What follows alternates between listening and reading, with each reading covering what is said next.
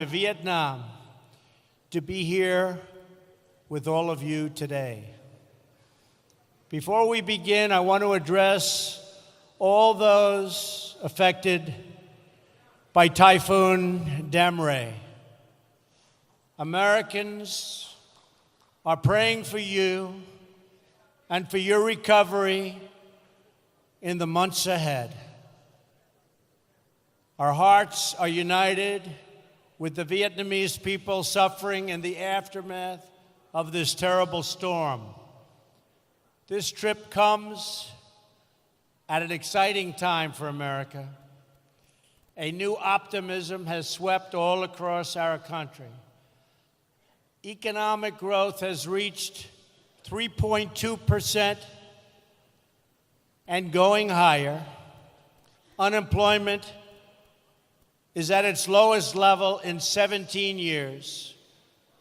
The stock market is at an all-time high. And the whole world is lifted by America's renewal. Everywhere I've traveled on this journey, I've had the pleasure of sharing the good news from America.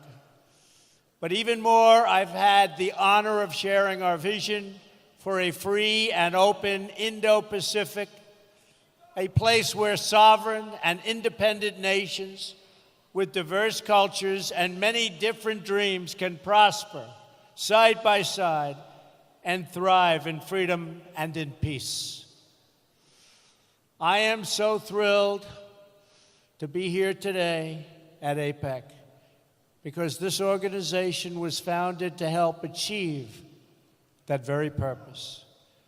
America stands as a proud member of the community of nations who make a home on the Pacific. We have been an active partner in this region since we first won independence ourselves. In 1784, the first American ship sailed to China from the newly independent United States. It went loaded with goods to sell in Asia, and it came back full of porcelain and tea. Our first president, George Washington himself, owned a set of tableware from that ship.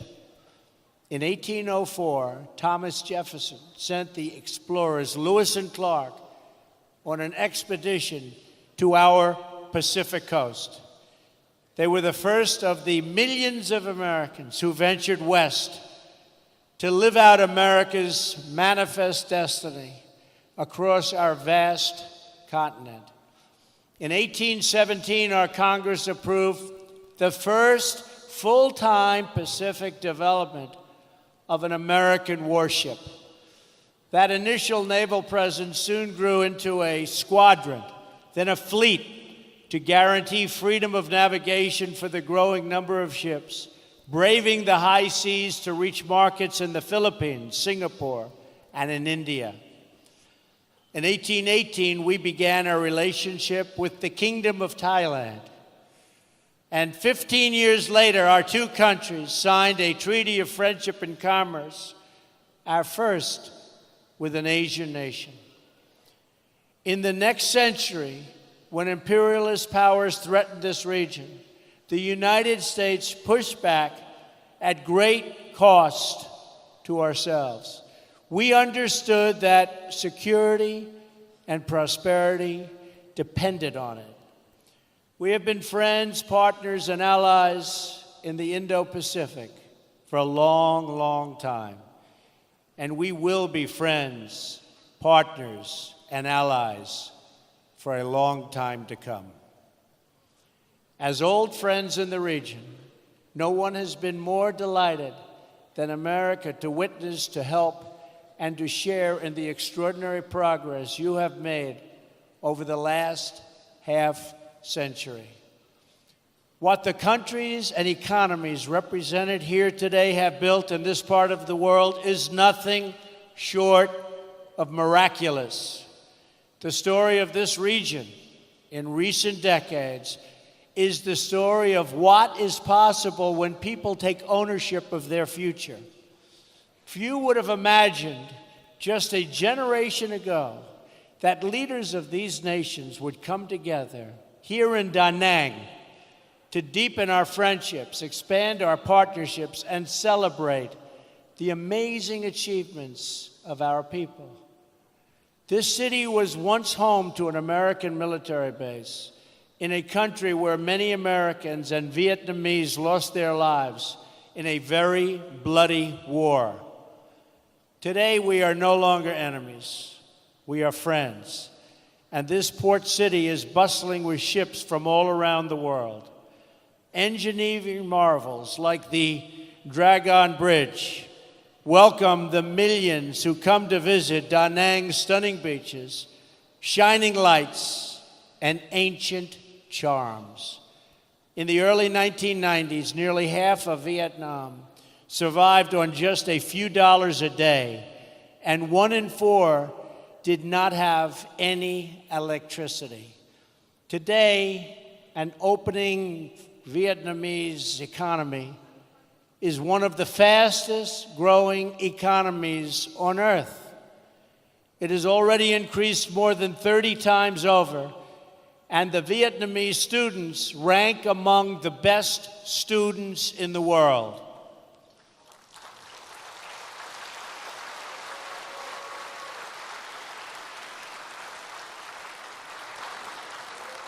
And that is very impressive. This is the same story of incredible transformation that we have seen across the region.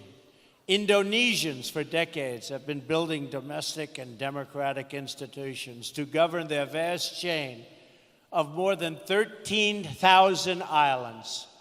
Since the 1990s, Indonesia's people have lifted themselves from poverty to become one of the fastest growing nations of the G20. Today, it is the third largest democracy on earth. The Philippines has emerged as a proud nation of strong and devout families. For 11 consecutive years, the World Economic Forum has ranked the Philippines first among Asian countries in closing the gender gap and embracing women leaders in business and in politics.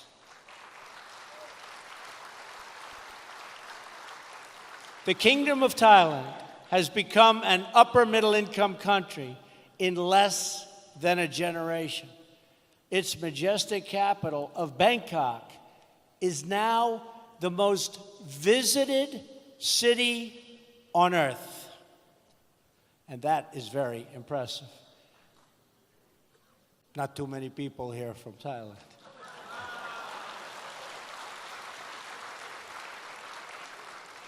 Malaysia has rapidly developed through recent decades, and it is now ranked as one of the best places in the world to do business. In Singapore, citizens born to parents who survived on $500 a day are now among the highest earners in the world, a transformation made possible by the vision of Lee Kuan Yew's vision of honest governance and the rule of law. And his great son is now doing an amazing job.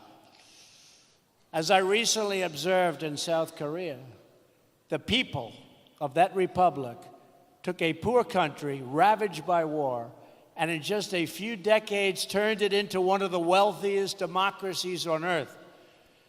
Today, South Koreans enjoy higher incomes than the citizens of many European Union countries.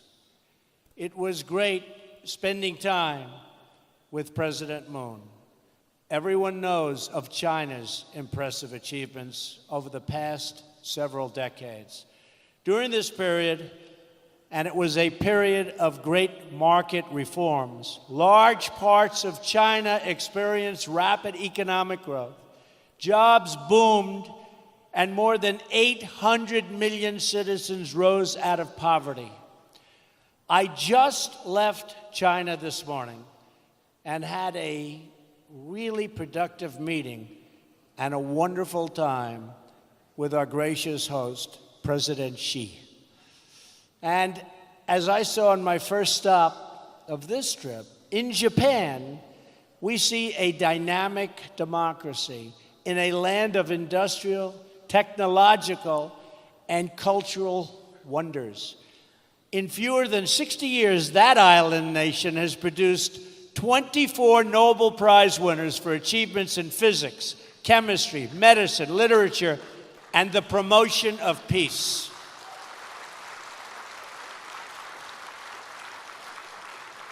President Abe and I agree on so much. In the broader region, countries outside of APEC are also making great strides in this new chapter for the Indo-Pacific. India is celebrating the 70th anniversary of its independence.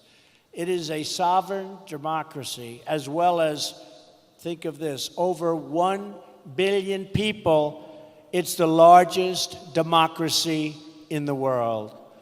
Since India opened its economy, it has achieved astounding growth and a new world of opportunity for its expanding middle class. And Prime Minister Modi has been working to bring that vast country and all of its people together as one. And he is working at it very, very successfully indeed. As we can see in more and more places throughout this region, citizens of sovereign and independent nations have taken greater control of their destinies and unlocked the potential of their people. They pursued vision of justice and accountability, promoted private property and the rule of law, and embraced systems that value hard work and individual enterprise. They built businesses. They built cities. They built entire countries from the ground up. Many of you in this room have taken part in these great uplifting national projects of building. They have been your projects from inception to completion, from dreams to reality. With your help, this entire region has emerged, and it is still emerging, as a beautiful constellation of nations, each its own bright star, satellites to none, and each one a people, a culture, a way of life, and a home. Those of you who have lived through these transformations understand better than anyone the value of what you have achieved. You also understand that your home is your legacy, and you must always protect it. In the process of your economic development, you've sought commerce and trade with other nations and forged partnerships based on mutual respect and directed toward mutual gain. Today, I am here to offer renewed partnership with America, to work together to strengthen the bonds of friendship and commerce between all of the nations of the Indo-Pacific, and together to promote our prosperity and security. At the core of this partnership, we seek robust trade relationships rooted in the principles of fairness and reciprocity. When the United States enters into a trading relationship with other countries or other peoples, we will, from now on, expect that our partners will faithfully follow the rules just like we do. We expect that markets will be open to an equal degree on both sides, and that private industry, not government planners, will direct investment. Unfortunately, for too long and in too many places, the opposite has happened. For many years, the United States systematically opened our economy with few conditions. We lowered or ended tariffs, reduced trade barriers, and allowed foreign goods to flow freely into our country. But while we lowered market barriers, other countries didn't open their markets to us. Funny. They must have been one of the beneficiaries. What country do you come from, sir? Countries were embraced by the World Trade Organization, even if they did not abide by its stated principles. Simply put, we have not been treated fairly by the World Trade Organization. Organizations like the WTO can only function properly when all members follow the rules and respect the sovereign rights of every member. We cannot achieve open markets if we do not ensure fair market access. In the end, unfair trade undermines us all. The United States promoted private enterprise, innovation, and industry. Other countries use government-run industrial planning and state-owned enterprises. We adhere to WTO principles on protecting intellectual property and ensuring fair and equal market access. They engaged in product dumping, subsidized goods, currency manipulation, and predatory industrial policies. They ignored the rules to gain advantage over those who followed the rules, causing enormous distortions in commerce and threatening the foundations of international trade itself. Such practices, along with our collective failure to respond to them, hurt many people in our country and also in other countries. Jobs, factories, and industries were stripped out of the United States and out of many countries in addition. And many opportunities for mutually beneficial investments were lost because people could not trust the system. We can no longer tolerate these chronic trade abuses, and we will not tolerate them. Despite years of broken promises, we were told that someday soon everyone would behave fairly and responsibly. People in America and throughout the Indo-Pacific region have waited for that day to come. But it never has, and that is why I'm here today. To speak frankly about our challenges and work toward a brighter future for all of us. I recently had an excellent trip to China, where I spoke openly and directly with President Xi about China's unfair trade practices and the enormous trade deficits they have produced with the United States. I expressed our strong desire to work with China to achieve a trading relationship that is conducted on a truly fair and equal basis. The current trade imbalance is not acceptable. I do not blame China or any other country, of which there are many, for taking advantage of the United States on trade. If their representatives are able to get away with it, they are just doing their jobs. I wish previous administrations in my country saw what was happening and did something about it. They did not, but I will. From this day forward, we will compete on a fair and equal basis. We are not going to let the United States be taken advantage of anymore. I am always going to put America first, the same way that I expect all of you in this room to put your countries first.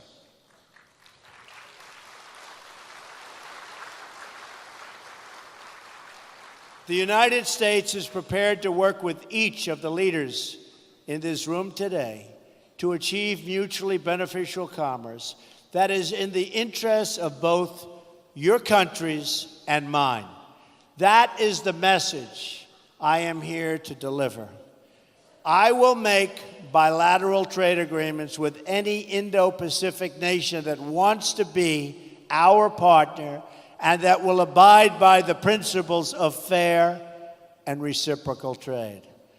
What we will no longer do is enter into large agreements that tie our hands, surrender our sovereignty, and make meaningful enforcement practically impossible.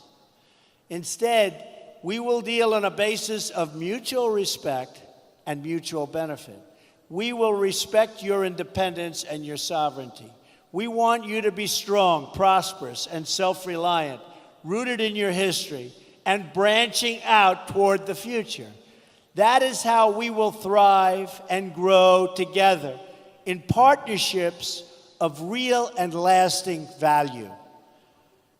But for this, and I call it the Indo-Pacific dream, if it's going to be realized, we must ensure that all play by the rules, which they do not right now.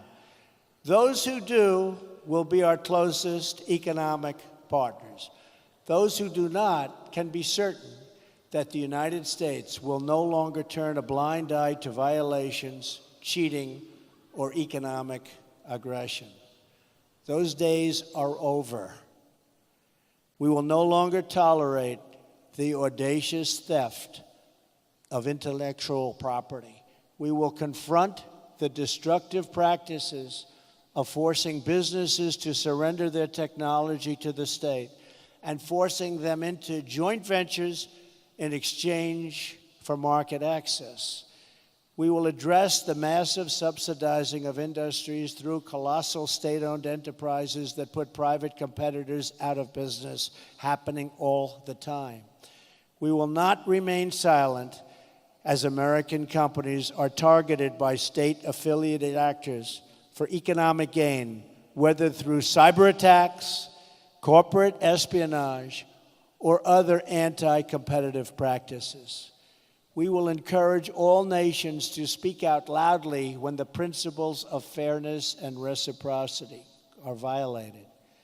We know it is in America's interest to have partners throughout this region that are thriving, prosperous, and dependent on no one. We will not make decisions for the purpose of power or patronage. We will never ask our partners to surrender their sovereignty, privacy, and intellectual property, or to limit contracts to state-owned suppliers. We will find opportunities for our private sector to work with yours and to create jobs and wealth for us all.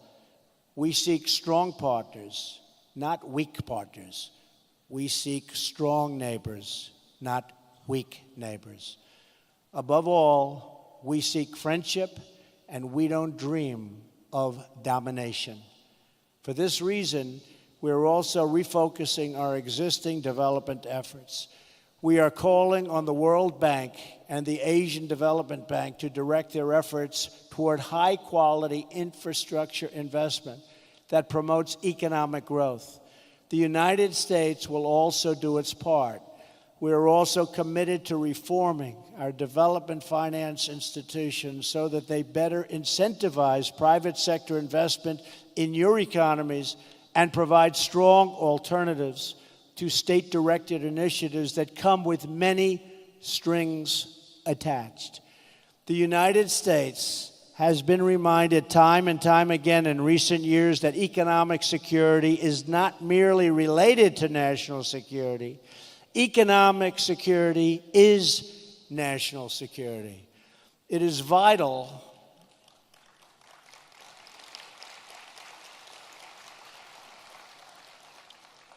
to our national strength.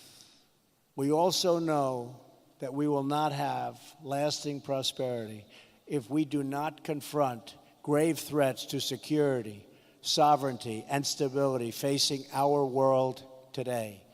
Earlier this week, I addressed the National Assembly in Seoul, South Korea, and urged every responsible nation to stand united in declaring that every single step the North Korean regime takes toward more weapons is a step it takes into greater and greater danger. The future of this region and its beautiful people must not be held hostage to a dictator's twisted fantasies of violent conquest and nuclear blackmail. In addition, we must uphold principles that have benefited all of us, like respect for the rule of law, individual rights, and freedom of navigation and overflight, including open shipping lanes. 3 principles, and these principles create stability and build trust, security, and prosperity among like-minded nations. We must also deal decisively with other threats to our security and the future of our children, such as criminal cartels, human smuggling, drugs, corruption, cybercrime, and territorial expansion. As I have said many times before, all civilized people must come together to drive out terrorists and extremists from our societies, stripping them of funding, territory, and ideological support. We must stop radical Islamic terrorism. So let us work together for a peaceful, prosperous, and free Indo-Pacific. I am confident that together, every problem we have spoken about today can be solved and every challenge we face can be overcome. If we succeed in this effort, if we seize the opportunities before us and ground our partnerships firmly in the interests of our own people, then together we will achieve everything we dream for our nations and for our children. We will be blessed with a world of strong, sovereign, and independent nations thriving in peace and commerce with others. They will be places where we can build our homes and where families, businesses, and people can flourish and grow.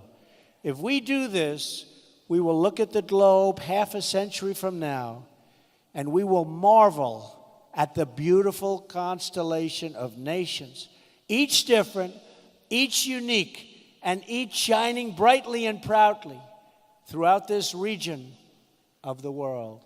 And just as when we look at the stars in the night sky, the distance of time will make most of the challenges we have and that we spoke of today seem very, very small. What will not seem small, what is not small, will be the big choices that all of our nations will have to make to keep their stars glowing very, very brightly. In America, like every nation that has won and defended its sovereignty, we understand that we have nothing so precious as our birthright, our treasured independence, and our freedom. That knowledge has guided us throughout American history. It has inspired us to sacrifice and innovate. And it is why today, hundreds of years after our victory in the American Revolution, we still remember the words of an American founder and our second president of the United States, John Adams. As an old man, just before his death, this great patriot was asked to offer his thoughts on the 50th anniversary of glorious American freedom. He replied with the words, "Independence forever." It's a sentiment that burns in the heart of every patriot and every nation. Our hosts here in Vietnam have known this sentiment not just for 200 years, but for nearly 2,000 years.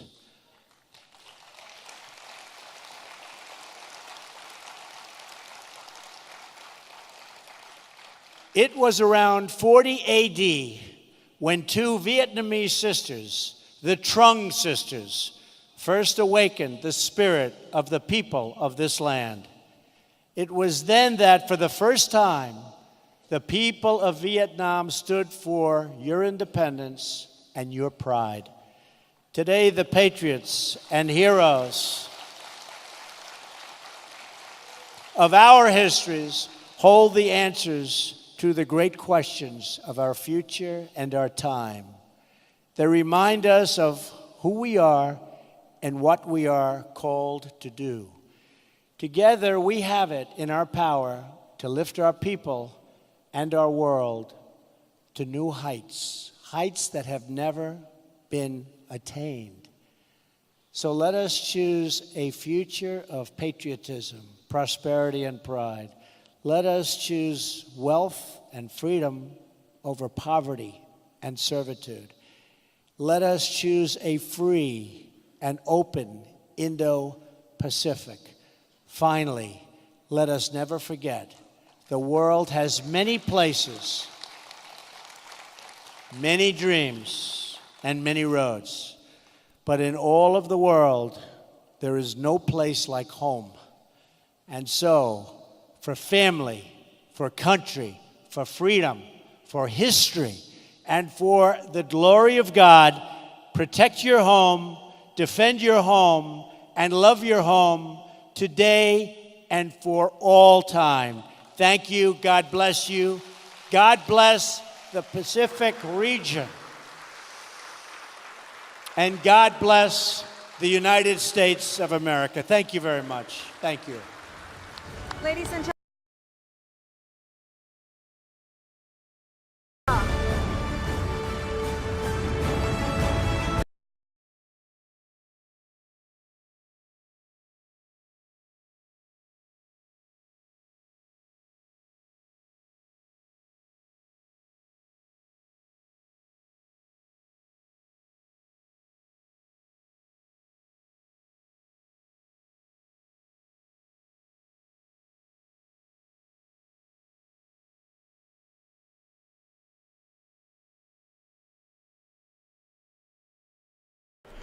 All right, folks, thank you very much for joining us and choosing us as your stream of choice. My name is Jen. I'm from Golden State Times, and we stream all that has to do with President Trump, his events, the administration, and breaking news. Don't forget to like and share this stream on social media. If you missed any part of it, it will be uploaded in just a few minutes. We encourage you to join the community by clicking the subscribe button below the video. And also, don't forget to click the bell right next to it. That way, you can get a heads up. And when we go live for another live stream, which is actually coming up next, or we upload any breaking news or any videos. If you'd like to follow us on social media, all the links are in the description below the video. And also, please visit our website, goldenstatetimes.com. Again, that's goldenstatetimes.com. Don't forget to sign up to our newsletter that gives you a daily briefing of everything that is going on with politics, breaking news, news articles, all that stuff is sent daily straight to your inbox on our website, goldenstatetimes.com. You can sign up, or also in the link in the description below. If you would like to help out Golden State Times stay on the air, please make a contribution using the links in the description below. It's greatly appreciated. It helps us continue operation, continue our website, where is the only place we don't get censored. YouTube censors us. Facebook just took down our account. So the only place where we're not being targeted is on our website. So if you'd like to contribute, the links are in the description below. Thank you very much in advance. If you're watching this after it's uploaded, check out the videos on your screen. Everything is interactive. And I'll see you guys here next time, folks. Thank you very much. But until the next live stream, which starts in a few minutes. So if you're subscribed, you're going to get a heads up that we went live. Thank you very much for watching. Thank you very much to the moderators for being awesome and keeping the chat enjoyable for everyone. Again, my name is Jen. I'm from Golden State Times. I hope that you guys join the community by hitting the subscribe button. And I'll see you guys in just a few minutes for another live stream. Thank you very much. Peace.